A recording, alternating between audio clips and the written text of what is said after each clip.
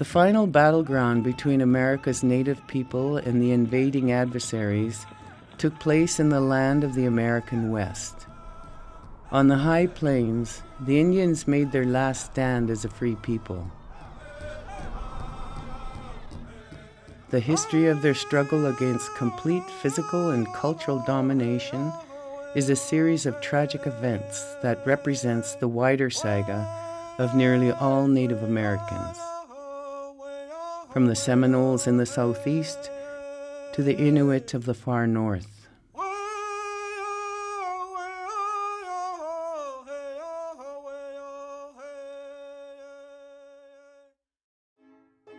In the mid-1800s, settlers had begun to swarm into the Western Indian territories, and the U.S. Army trained special troops whose sole purpose was to terrorize the remaining Cree Indian population into submission and to force the surrender of their lands.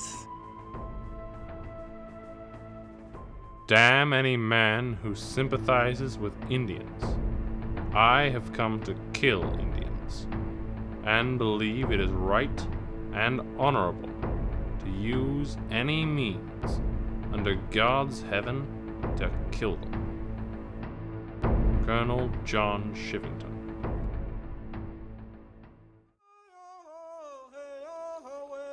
They finally withdrew about 5 o'clock. As they retired down the creek, they killed all the wounded they could find. Many who had lost their wives, husbands, and children or friends went back down the creek and crept over the battleground, over the naked and mutilated bodies of the dead. Few were found alive. The soldiers had done their work thoroughly. George Bent, Southern Cheyenne.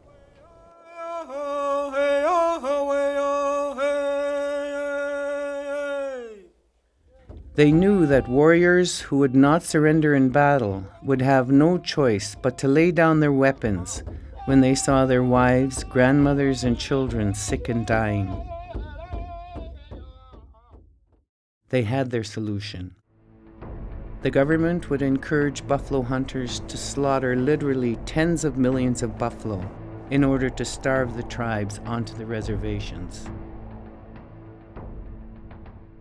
The buffalo hunters have done more to settle the vexed Indian question than the entire regular army.